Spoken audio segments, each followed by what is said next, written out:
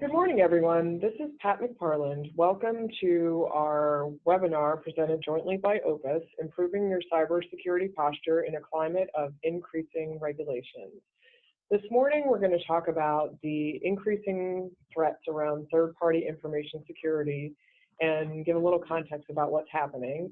We're also going to talk about the increasing regulatory scrutiny in that area and focus in on the recent New York Department of Financial Services regulation in that area, and spend quite a bit of time there, but not focus only on there. Talk about how that regulation applies a little bit more broadly. And then last, we'll talk about some best practices and recommendations to improve third-party cybersecurity recommendations in the area of improving your posture and compliance in those areas. And we will allow time at the end to take your questions and comments. So let me talk a little bit about our speakers. Our first speaker, welcome Ben Fagan. Ben is the Senior Manager of Business Strategy and Operations in the Strategic Partnerships Group at BitSight. And Ben works with strategic partners to help customers realize value in the adoption of the BitSight ratings within their security and risk management initiatives. He's got a background in product and digital marketing, and he's been with BitSight for over 4.5 years. And as you may know, BitSight is the leading provider of security ratings in the market. Their security ratings platform applies sophisticated algorithms, producing daily security ratings that range from 250 to 900. They help manage third-party risk, underwrite cyber insurance policies, benchmark performance, conduct M&A, and assess aggregate risks. They're used by over 1,200 organizations, including 20% of the Fortune 500. So welcome, Ben. Looking forward to hearing you speak today. Opus, thanks, Pat.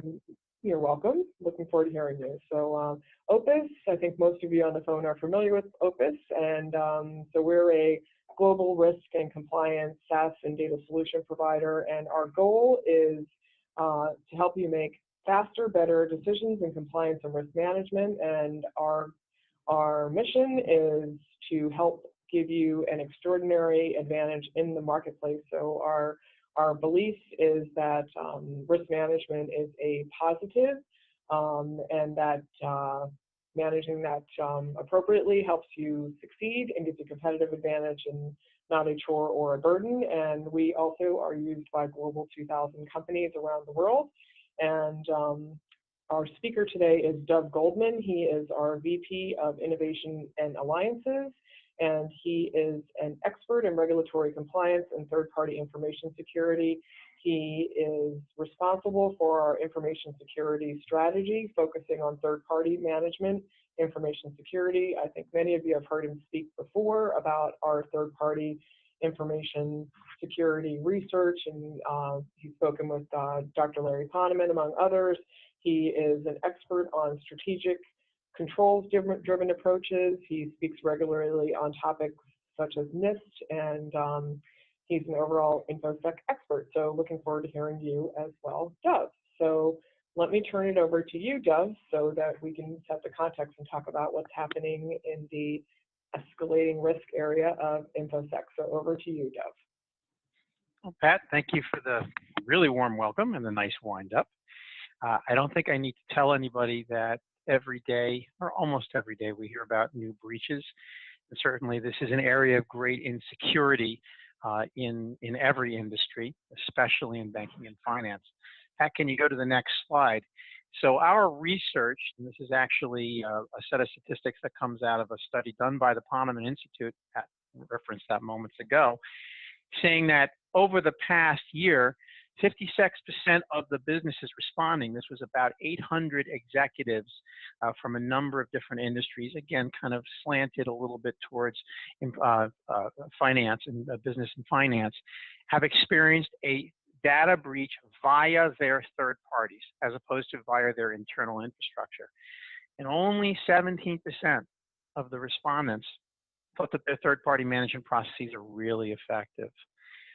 And here, a statistic that we've all seen for many, many years in another area of risk, bribery and corruption, where more than 75% of the enforcement actions are actually due, they're attributed to a problem caused by a third party.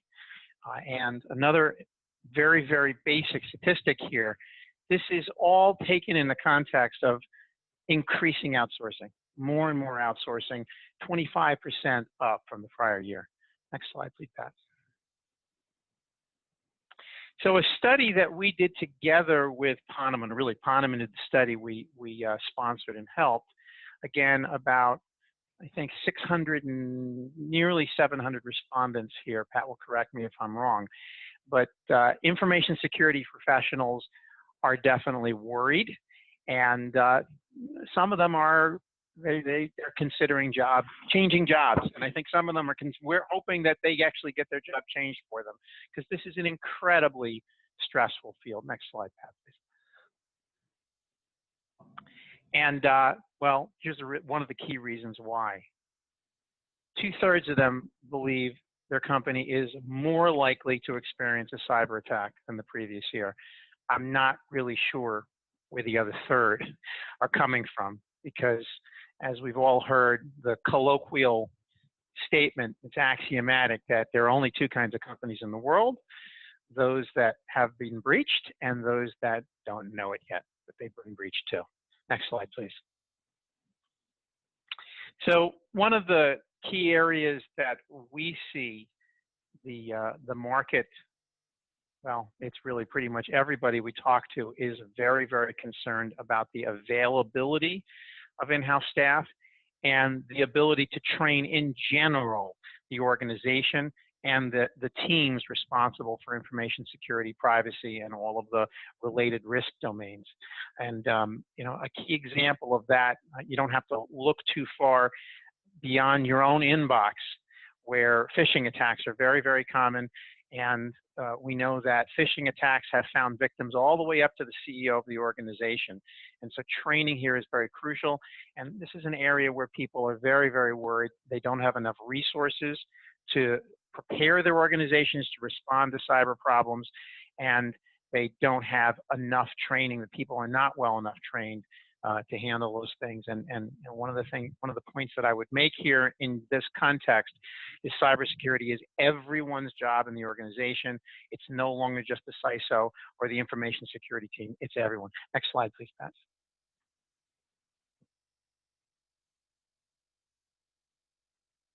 Pat, next slide. There we go.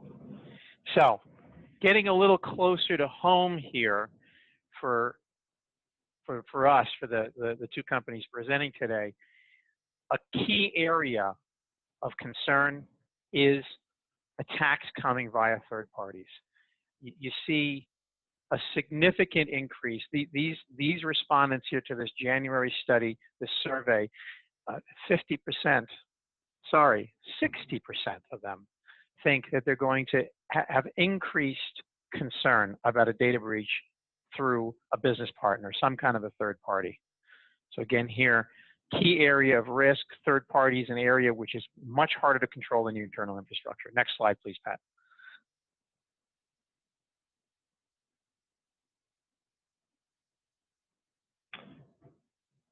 And Dov, I'd chime in there. You know, I do agree that we're seeing definitely, you know, more feedback from customers and from people who are working in information security and third-party risk management that, you know, some of the previous slides that you highlighted, it's kind of a compounding problem. So the increase in concern here is not very surprising. You know, I think beyond just having more third-party vendors, I think it was one of the big four recently released some study that said 54% of organizations have a higher reliance on their third-party vendors as well. So you're dealing with a higher reliance on those third-party vendors. We're dealing with an increase in actually that board level visibility. This is another thing that we're starting to see more and more from customers and other organizations, where not only are they talking to the board about you know, business continuity from a vendor standpoint, but also about the cybersecurity risk of those business vendors, which gets down to that, you know, initial thing you showed, that 56% of organizations have experienced some form of third-party breach.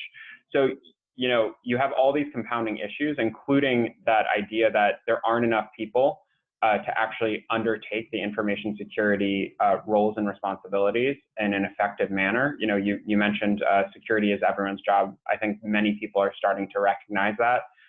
But, you know, with more board visibility, with a higher number of vendors to actually assess risk on, and from, you know, just a multitude of vendors coming into a company's environment, I definitely see that that concern is rising across the industry.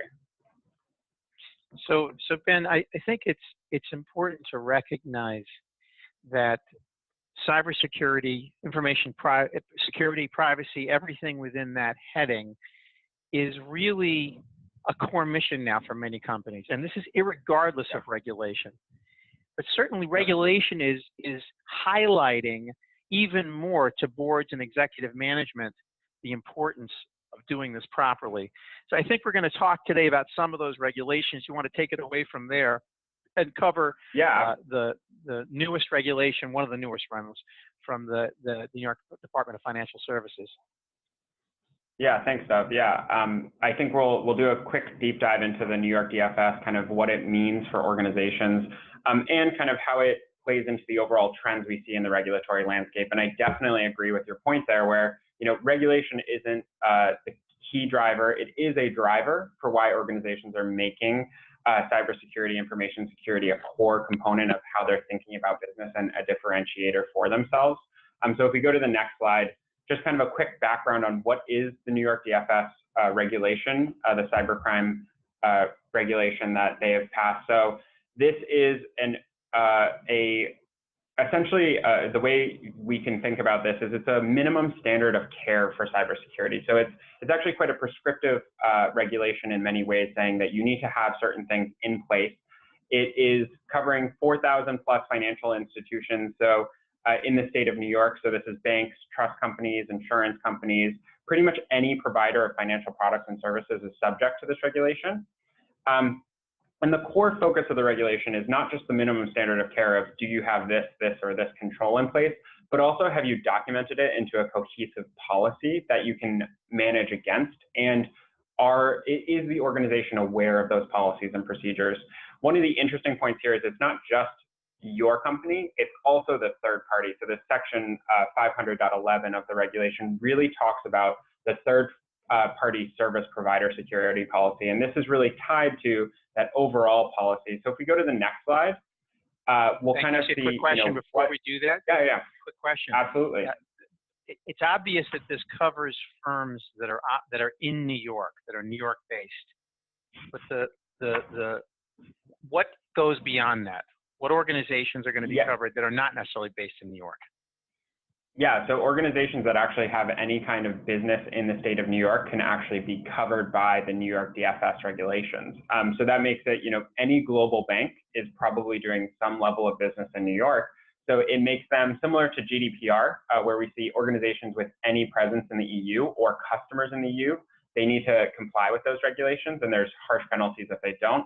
It's actually very similar for the DFS regulations. So any financial institution or any third-party service provider that is serving those financial institutions is essentially subject to this regulation in one way or another. Thanks. Awesome. So if we go to the next slide, we can kind of highlight, you know, I've summarized a little bit of what are the key requirements for an organization as it relates to the DFS regulations for cybercrime. Really, one of the things that I want to highlight is they give very clear guidance on exactly what an organization needs to do.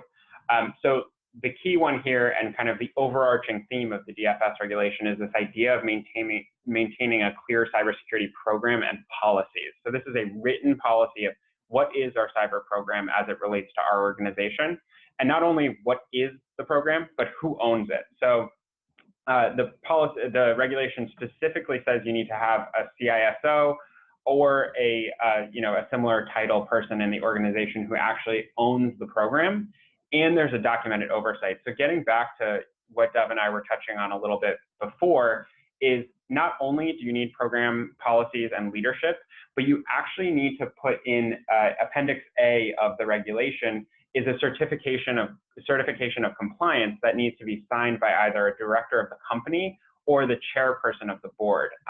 And they make it very clear that they want this to be a board level issue.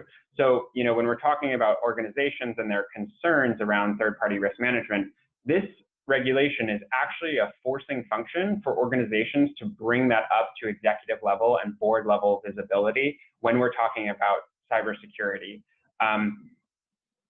One of the other kind of key components of the regulation also is some of the best-in-class security practices that they very specifically say you should have this in place. So that would be things like penetration testing on your network, access privileges, especially for databases that may hold sensitive information.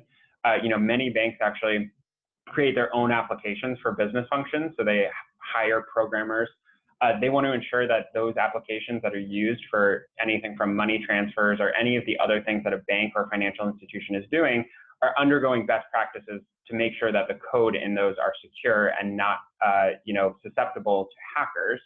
And then other things like multi-factor authentication. So really, these are best practices that every organization should have in place. Another key requirement here that I think is very interesting and something that we're seeing more broadly that we'll touch on across the regulatory landscape right now is this idea of notification of security events. So many of the other regulations that we've seen out there have a more lax notification time period. So if you have a cyber event at your organization, you actually have to go back to the New York DFS and say, hey, we've had a breach within 72 hours of identifying that breach. Other regulations we see do 60 to 90 days is a general cadence we see. But GDPR and actually the New York DFS are the first ones where we're seeing within 72 hours of actually identifying it. That's tough. If you talk to many people in the security industry, they'll say, we don't know, within 72 hours if it was an actual breach. So most organizations need to essentially err on the side of caution here to be proactive and tell, the DFS or whatever the regulatory body that is demanding it, hey, something's going on. We just want to give you a heads up. We'll know more information soon.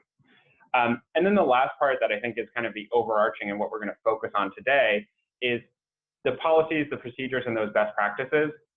Not only does an organization need to focus on building that out, building the processes, the procedures, and the governance structure for their own program, but they also need to condense that and provide clear guidance to their third parties on exactly what the things they need to do are from an information security standpoint. And also they need to verify that those things are getting done. So if we go to the next slide, just a little bit more background on kind of what are some of the key dates. So the DFS regulations actually came into effect March 1st of 2017. So they have been around for a little while, but they actually built in this transitional, they call it the transitional period. It's a 2-year period that essentially allows an organization to get their ducks in a row and make sure that they're able to satisfy the regulations requirements.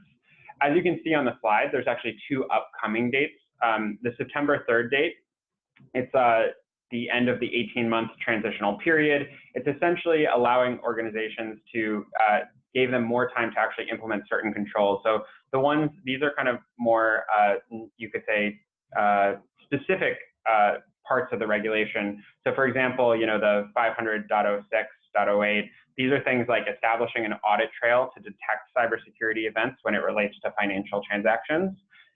Things like written procedures for the in-house development to ensure the application security, limitations of sensitive data retention. This is actually an interesting one. The regulation specifically calls out that organizations should not hold data that isn't necessary to running their business for too long because of the risk that it poses. So it's interesting that they actually monitor and highlight that as one of the things. And things like encryption of non-public information. So that's coming up in September, right around the corner. The one we'll focus on today really is actually the March 1st, 2019, which is this is the covered entities are required to be in compliance with the third-party risk management component of what they call the third-party service provider requirements of this regulation. And really the things that they're focused on here is identification of risk and actually knowing who your third parties are, defining minimum security practices that you're communicating to those third parties. And those are actually directly derived from that overall policy and procedure that you need to put in place for your organization. And then due diligence processes. So if we go to the next slide, we can kind of see, what does this mean for an organization, for a covered entity, an organization subject to this regulation?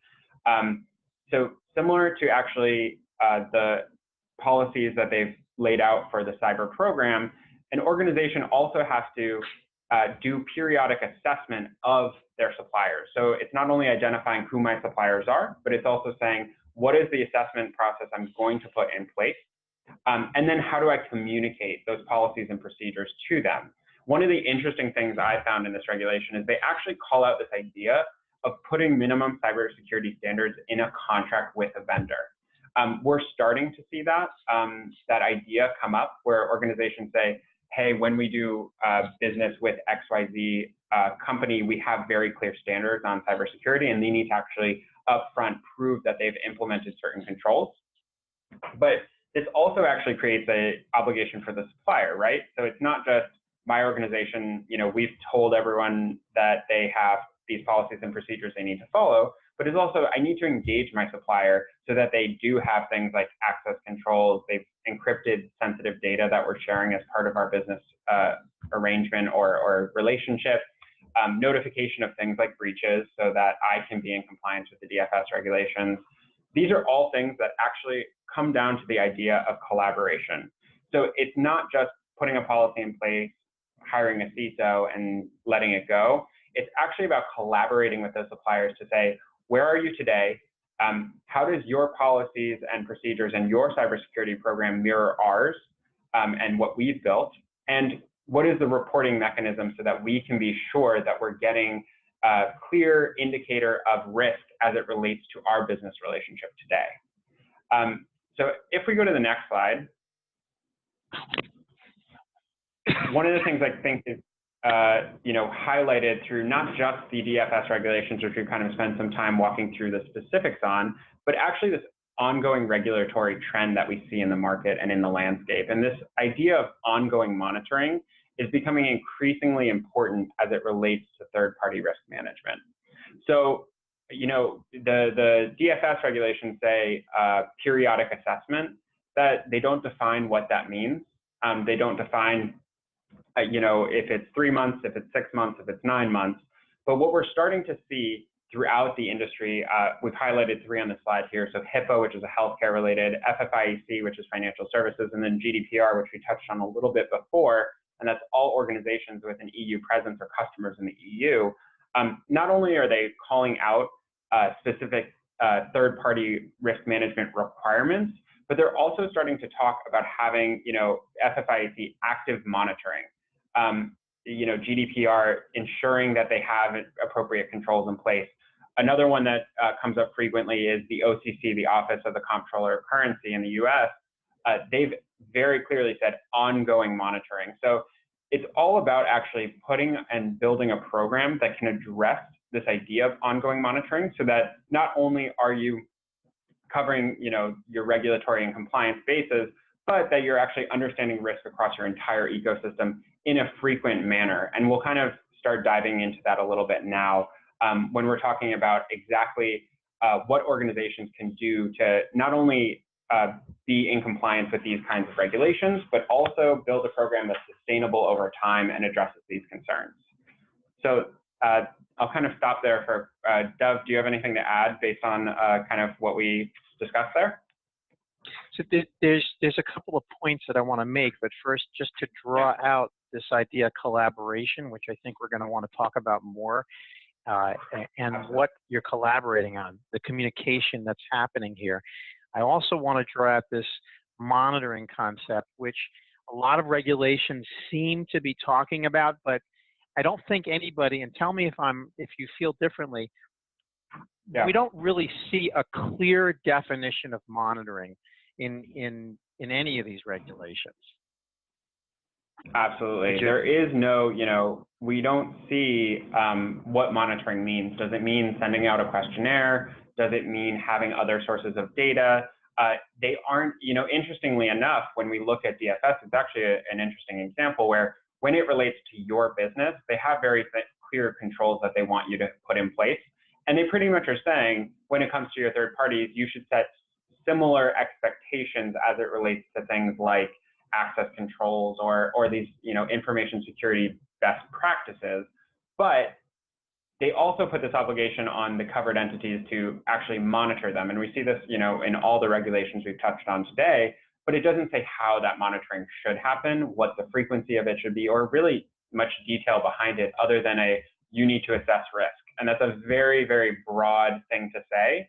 And so I think a lot of organizations don't know necessarily how to build a program around that kind of guidance or how to address the regulatory requirements in front of them. Right.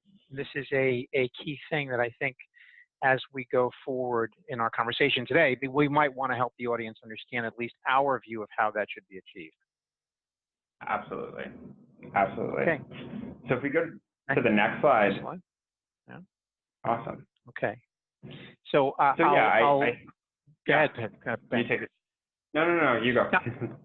So I think that there's a few key takeaways here, and I'm not trying to summarize the actual regulation itself, but the themes that we're discussing is a unique new requirement to develop a clear cyber risk policy. This is something we have not seen as specific, anywhere as nearly as specific in other regulations. And the drive here towards collaboration and communication with your third parties. And I often harp on this idea, communicating about risk, talk about what does that mean? How do you communicate about risk? You need a common language, and we'll come back to that a little later on if there's time. And the need for testing and iterating, penetration testing and other kinds of testing and learning is something that we're starting to see in some of the newer regulations. It is an idea that we're seeing more and more guidance saying essentially you have to become responsive and to learn from what you're seeing and to improve your program. Would you agree with that, Ben? Absolutely. I definitely think that it is about that collaboration and communication, which is key.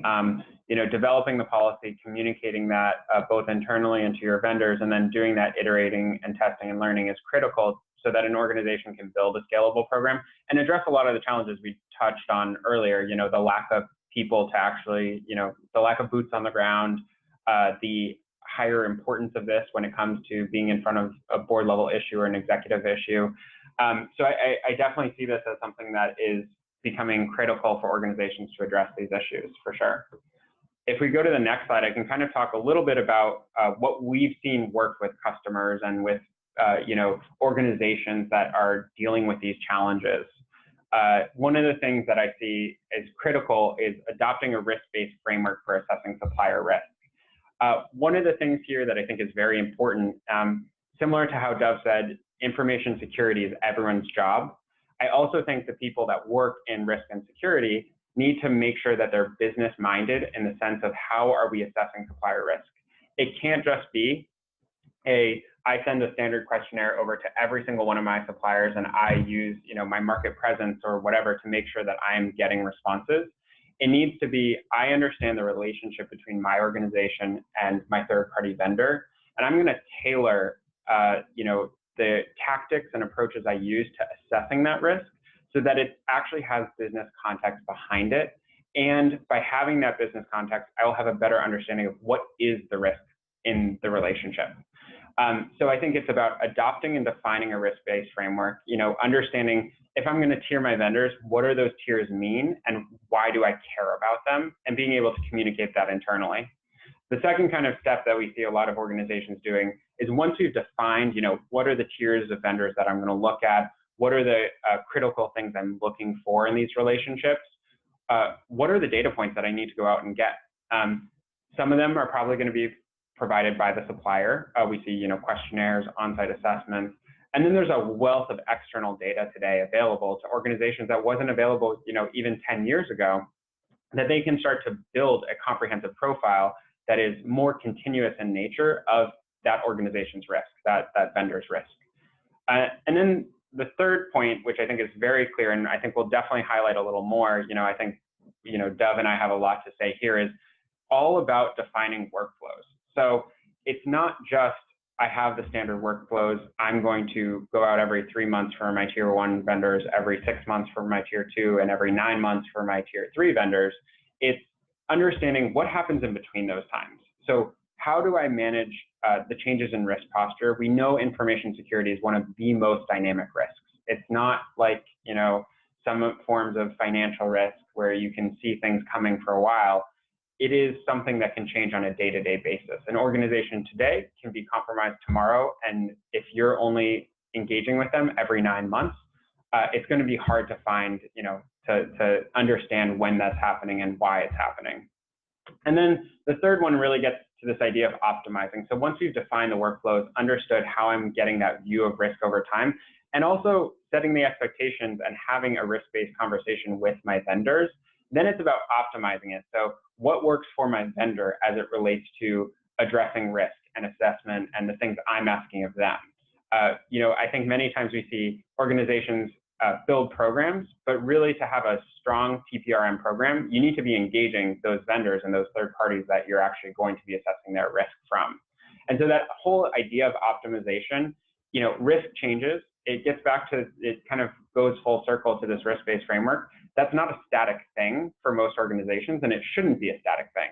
You know, as Dov noted in the beginning with the Opus research, 25% more vendors year over year, you know, you're seeing these kind of trends where there's more organizations coming into that vendor ecosystem. So you're going to have to make, you know, either sacrifices on who you're spending time with, or really clearly prioritize where risk is and what that means for my business. So that's kind of the high level things that we see working today in the market as it relates to building something that is continuous in nature, but also repeatable and something that's easier to change. So it's not just, I'm going to do this follow a standard procedure, but I'm going to follow a procedure that is changing because it's a dynamic risk and the risk profile and posture of my third-party vendor ecosystem is changing as well. Okay, Ben, so I want to build on some of the concepts that you've laid out here. Let's get to the next slide. Absolutely. And so communication, collaboration, a risk-based framework, all of these things come together. No one's saying that NIST is the only framework or the best framework, but we're seeing a tremendous adoption of NIST, not just in the United States, but outside. And I think it's because NIST, in particular NIST CSF, is an excellent tool for communicating about risk. It's a tool that business people, as opposed to technical people, can understand. In the end, the decision makers about risk are not going to be the technical people who are doing the assessment. They're going to be business people who are deciding whether or not to proceed with the relationship. And so that's a fundamental idea.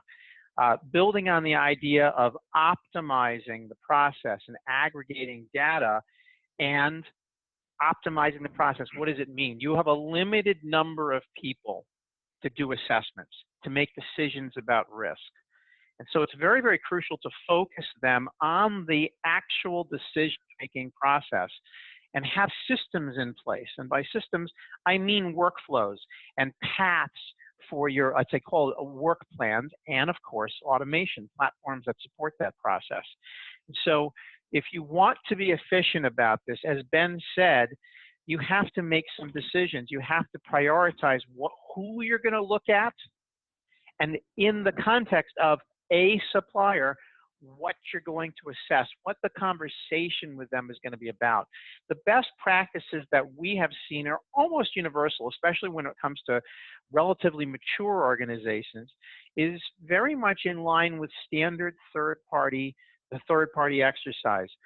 Look at your population, break them up, use a risk-based approach to decide how important they are, what kind of risk, what level of risk they expose you to, and then move on and scope the controls that you're going to assess. So Ben, like you said, you want to decide what it is that you're going to focus on. You don't need to focus on every single control for every supplier. And if you send out a questionnaire and document request to every supplier at the same level, you're not going to be collaborating. You're going to annoy them rather than enrolling them in your program. And the crucial thing here is that this has got to be a partnership. These are your third-party business partners. You must treat them as such.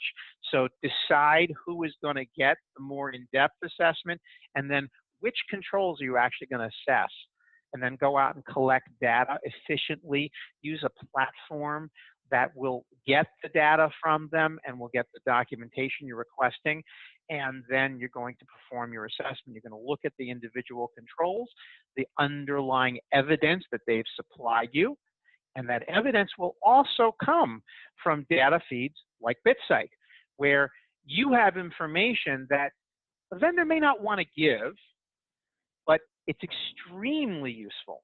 I always give the example of things like knowing how your vendor is doing on patching performance. So we have one side of the house, we're going to talk to the vendor, we're going to look at their controls, and we might do what many people call a test of design, control design, and to some extent doing a test of control operation, pulling the BitSight score, the portion of the score that relates to the patching performance of the particular vendor. That's a way for you to validate the control operation, and you can do that without actually bugging the vendor. The data comes to you.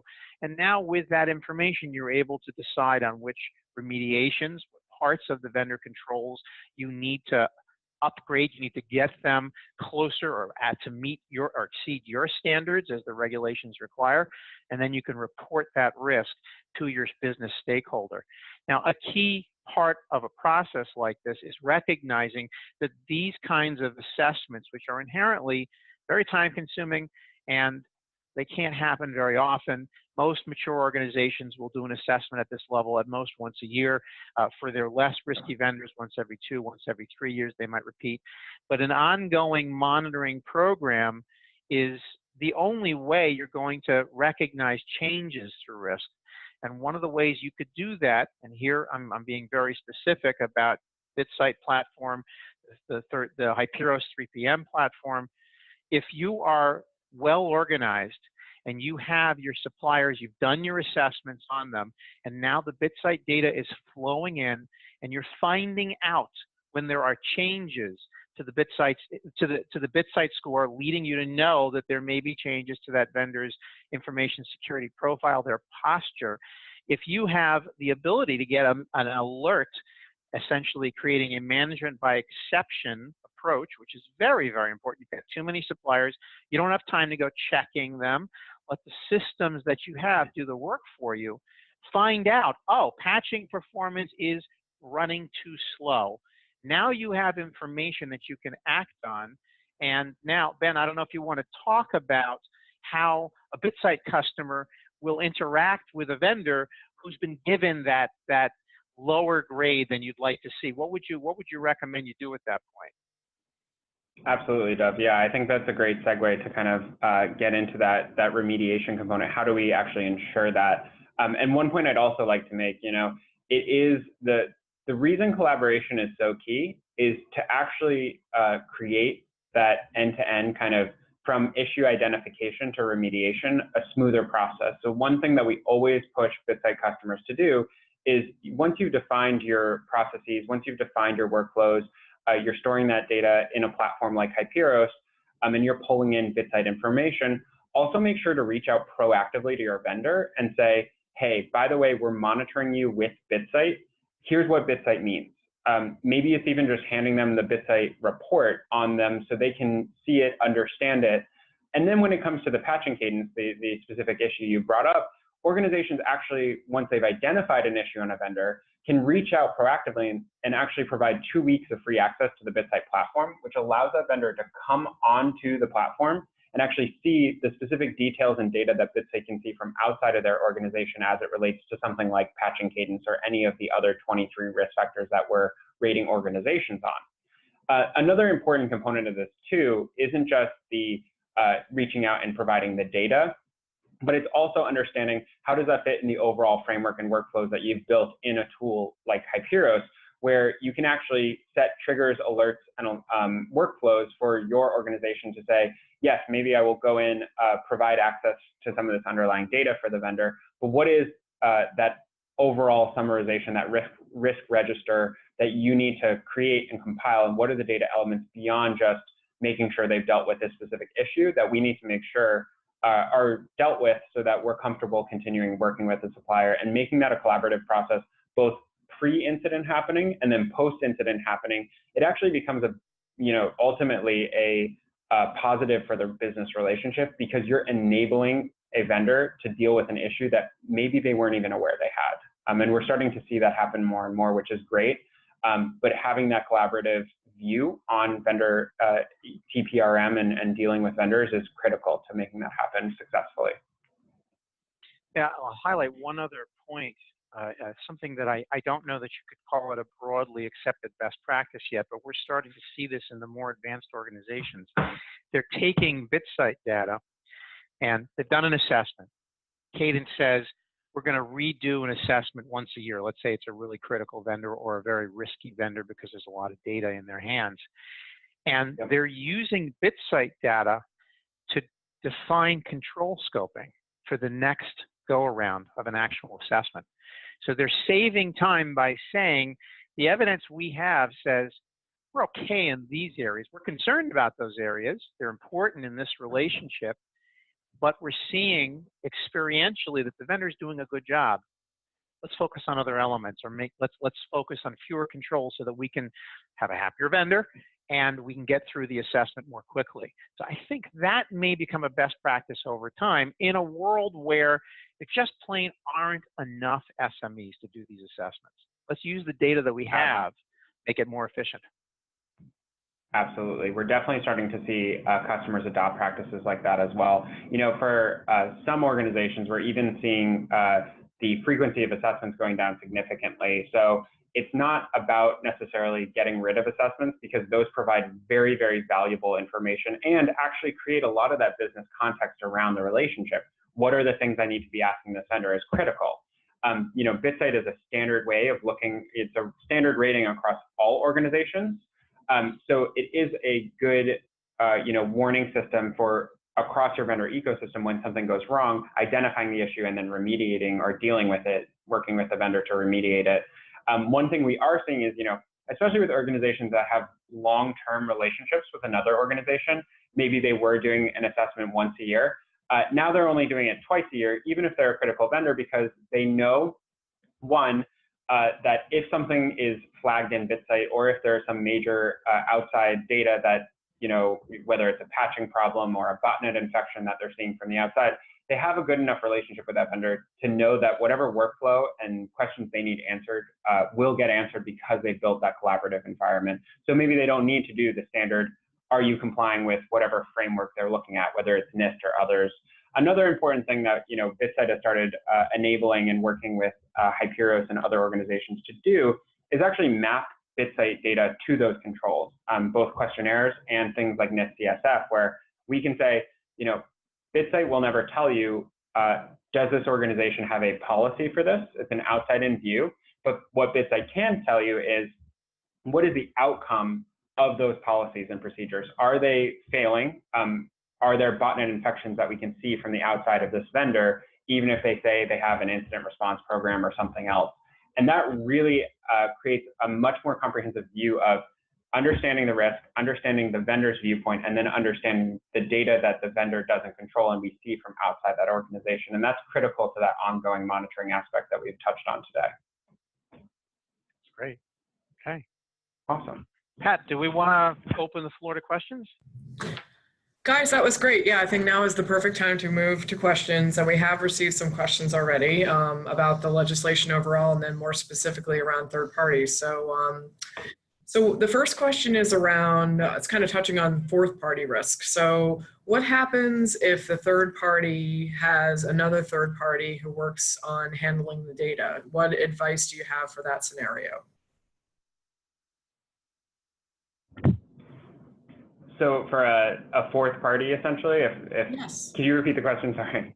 Yeah, sure. So what's going to happen if the third party has another third party who works on handling the data? What advice do you have for that?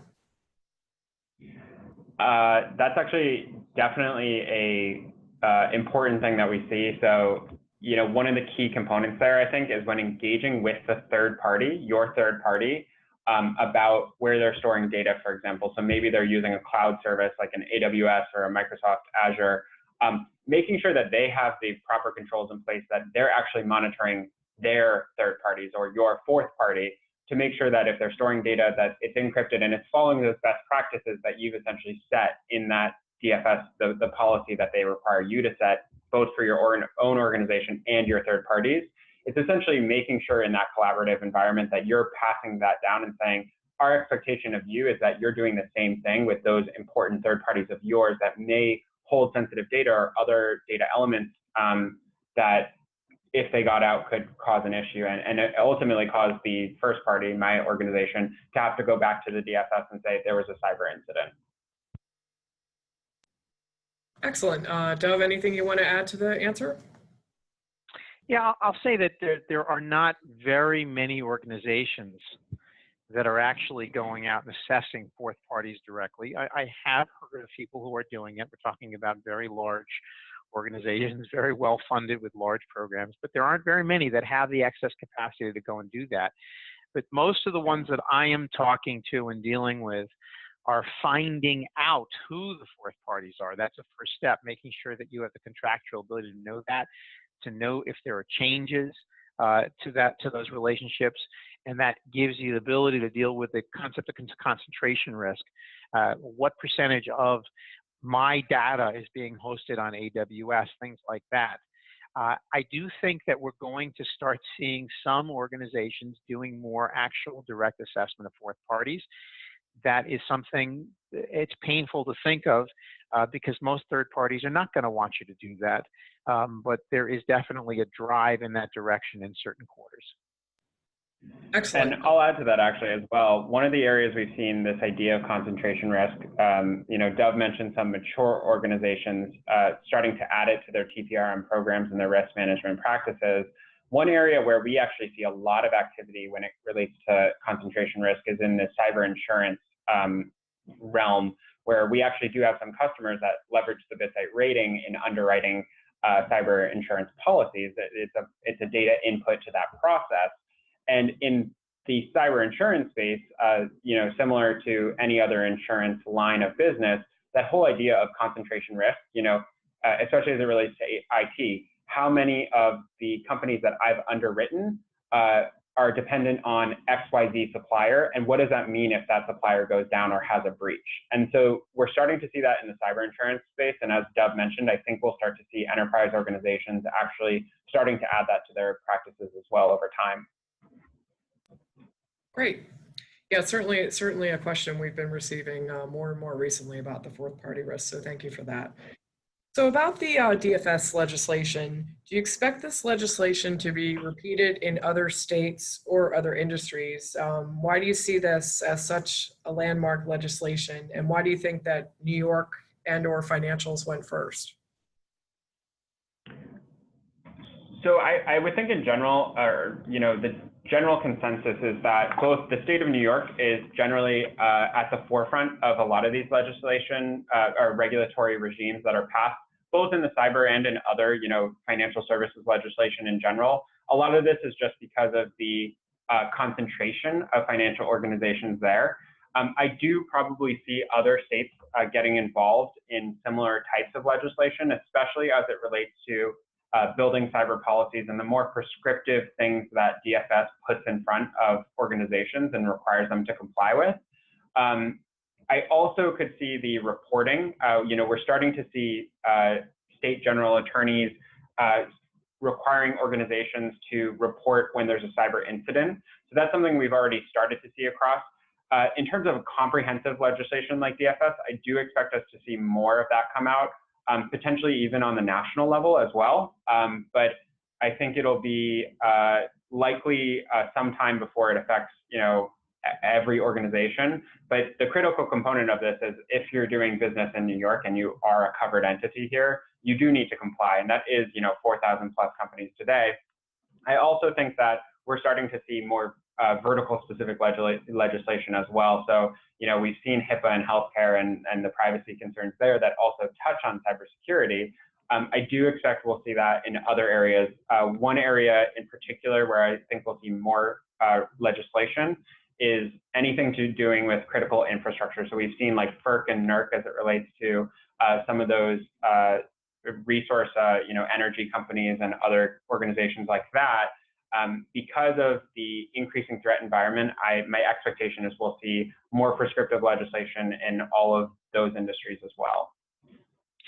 I'll add to that, Pat, that there's a number of themes that are emerging, and I don't know that we have the time to go into it at any level of detail, both in terms of U.S.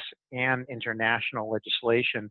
Earlier today, I was looking at something emerging in Europe, is something called EBA, European banking legislation that's coming out, comparing that to the Money Authority of Singapore, their standards.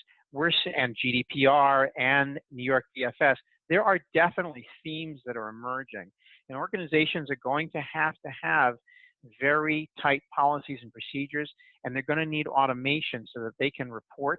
They're going to have the ability to report to regulators how they're complying, how they're managing their outsourcing relationships. And all important, we're going to see this more and more, is a question of reporting when there are breaches. Notification is something that's going to require very tight procedures, good agreements with your vendors, and automation to enable you to get the word out, to find out quickly and to get the word out on time. Great, thanks, Dov. Thanks, Ben. So, Dov, you talked a lot about NIST, and a question about NIST. Would the use of NIST to assess my risks put me in compliance with the regulation? I don't think you can say that NIST as a framework is going to put you in compliance with any particular regulation. What it's going to do is it's going to put you in the right frame of mind, the right operating mode to be ready to comply with regulations. Because in essence, all of the regulations are saying very similar things. You've got to have good information security policies, good privacy policies in place. You have to measure these things on a regular basis, update them. NIST is very, very focused on the idea that when there is an incident, you are able to recover and you're able to learn from it. And so I would say an organization that is thinking in the spirit of NIST is going to be very ready to comply with any regulation I have seen, because they are dynamically updating their program and responding to what's going on and staying ahead of developments. Okay, great, thanks. And I think that's a really helpful slide that you showed with all the steps. So I will, just as a reminder, we will send the slides out to the audience because we got that question as well. We'll be getting a copy of the slides. So, so we just received another couple of questions. So we will try to get through all of these to the best of our ability with the time. So here's another one. Is a company in compliance with DFS if it applies different levels of cybersecurity requirements based on the criticality and risk of vendors? Ben, you want to cover that? Yeah, I would say, so yes, I think understanding the criticality and the risk that a vendor actually poses to the organization is a great first step. It isn't, everything. I think it gets down to that idea of understanding the criticality of the vendors based on the business relationship I have, but also, one of the key things that I'm coming back to over and over again is that communication and collaboration aspect. And so it's communicating what are the expectations of the vendor as it relates to this, and also making sure that I have a clear view of what that risk is over some periodic, as they say in the regulation, time period. So I do think that's a great first step for organizations. But I ultimately think, and piggybacking off what Dov was talking about with NIST, it's not just about the assessment, it's also having the processes in place to adapt, recover from incidents and actually intervene when you see something that is potentially harmful to your organization from a risk perspective. And I think when we put these critical components in place, it makes it a lot easier for an organization to understand, how do I mitigate this, or do I accept it, or how do I transfer the risk that we're talking about in this relationship? And having that criticality is the first step.